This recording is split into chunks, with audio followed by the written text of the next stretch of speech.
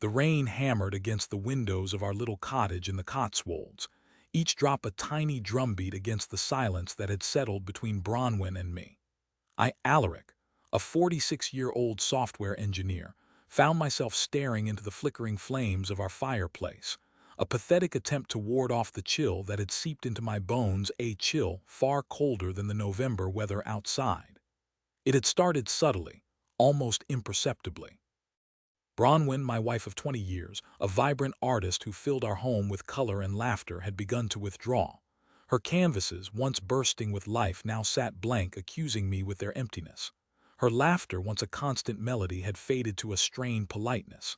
I attributed it to stress, perhaps a creative block. Artists, I reasoned, went through phases. But deep down, a gnawing unease had taken root. It started with the phone calls. Whispered conversations in the garden, hushed tones that ceased abruptly when I entered the room. Bronwyn always had an excuse: a new commission, a difficult client, a surprise birthday party she was planning for a friend. I wanted to believe her desperately. Our love story had been a fairy tale. We met in university, two kindred spirits drawn together by a shared passion for art and a mutual disdain for the mundane. We built a life together, a quiet, comfortable existence filled with love, laughter, and the comforting rhythm of routine.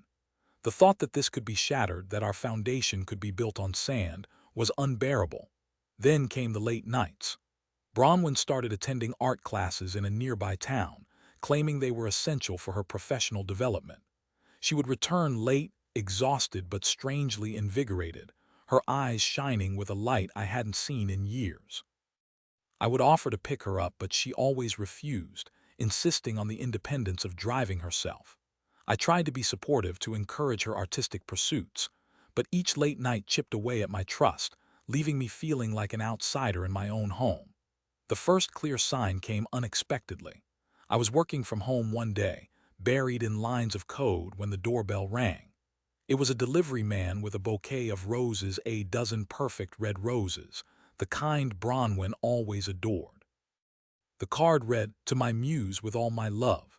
Kay, my heart lurched. Kay, who was Kay? Bronwyn was out, supposedly at a gallery opening. I waited for her return, the roses burning a hole in my hands. When she finally arrived, her cheeks flushed and her eyes sparkling, I confronted her. "Who is Kay?" I asked, my voice trembling. She paled, her eyes darting around the room. "Kay? Oh, that must be from Kevin, a friend from the art class," she stammered. "He's just being supportive." Kevin, a friend. The explanation sounded hollow, rehearsed. I wanted to believe her, but the doubt was a persistent ache in my chest. I decided to do something I had never done before. I snooped. I waited until Bronwyn was asleep, her breathing deep and even, and I crept into her studio. Her phone lay on the desk, face down. My hands shook as I picked it up. I knew her password, our anniversary date. I opened her messages, my heart pounding in my ears. And there it was. A string of messages from Kevin, filled with declarations of love, intimate details of their rendezvous, and promises of a future together. The messages spanned months, painting a vivid picture of their affair. I scrolled through them, each word a dagger twisting in my gut. The gallery openings, the art classes, the late nights, all lies. She had been betraying me, deceiving me, right under my nose. I stumbled back, the phone falling from my numb fingers. The room spun, the walls closing in on me. I felt like I was drowning, gasping for air in a sea of betrayal. I didn't sleep that night. I sat by the window, watching the rain lash against the glass, the messages replaying in my mind like a broken record. How could she do this to me? How could she throw away everything we had built together for a fleeting affair? The next morning, I confronted her again. I laid out the evidence, the messages, the roses, the lies. She didn't deny it. She couldn't. Instead, she broke down, sobbing and begging for forgiveness. She claimed it was a mistake, a moment of weakness, that she still loved me, but the words sounded empty, hollow. The trust was gone, shattered beyond repair. "I don't understand," I said, my voice barely a whisper. "Why, what did I do wrong?" She looked at me, her eyes filled with a mixture of guilt and resentment. "It's not you, Alaric," she said. "It's me. I needed something more, something exciting. You were too predictable." Predictable? Is that what I was? A reliable, loving husband was a flaw. I felt a surge of anger, a burning rage that threatened to consume me. But beneath the anger was a deeper, more profound sadness. The woman I loved, the woman I had dedicated my life to, had betrayed me in the most devastating way possible. I told her to leave. I couldn't bear to look at her, to be in the same room with her. She packed her bags, her sobs echoing through the empty house. As she stood at the door, she turned to me, her eyes pleading. "Please, Alaric, don't do this. We can work through this. I promise it will never happen again." I shook my head, my voice cold, and, "It's over, Bronwyn, I can't forgive you." And with that she was gone, leaving me alone in the silence of our shattered home. The following weeks were a blur. I moved through the motions of life, going to work, eating, sleeping, but feeling nothing. The pain was a constant companion, a dull ache that never faded. I told my friends and family what had happened, their expressions ranging from shock to sympathy. They offered support, advice, but nothing could fill the void that Bronwyn had left behind. One evening, as I was sifting through some old papers, I stumbled across a box of Bronwyn's belongings. It was filled with old photographs, letters, and mementos from our early years together. As I looked through them, a wave of nostalgia washed over me. I remembered the day we met, the first time we kissed, the day we got married. We had been so happy, so in love. What had gone wrong? Where had we lost our way? As I continued to rummage through the box, I found something that made my blood run cold. It was a small velvet box. I opened it, my hands trembling. Inside was a diamond ring, not the simple band I had given Bronwyn when we got engaged, but a large, extravagant ring with a dazzling stone. I didn't recognize it. I picked up the ring, examining it closely. Engraved on the inside of the band were the initials KB. KB? Kevin, she was engaged to him. My heart sank. This wasn't just a fleeting affair. This was something serious, something planned. She had been preparing to leave me for him all along. The realization hit me like a punch to the gut. I felt betrayed all over again, the pain even more intense than before. I couldn't believe she could be so cruel, so calculating. I decided to confront Kevin.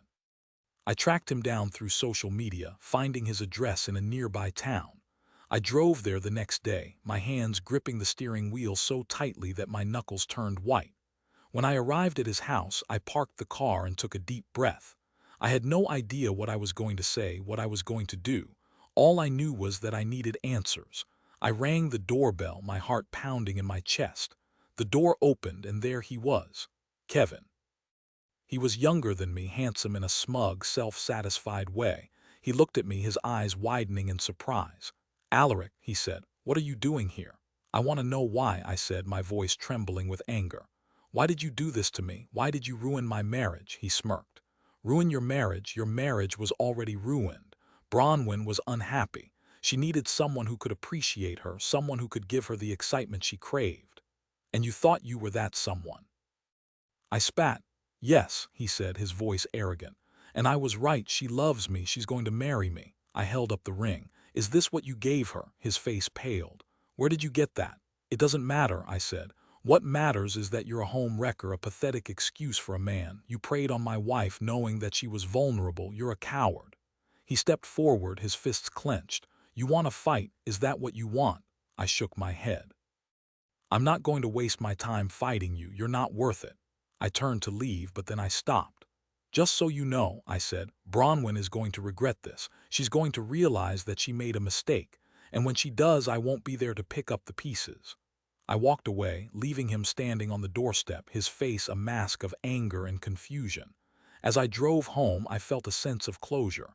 I had confronted him, I had said my piece. It wasn't going to bring Bronwyn back, but it was a step in the right direction. But the story doesn't end there. A few months later, I received a phone call from Bronwyn. Her voice was weak, desperate.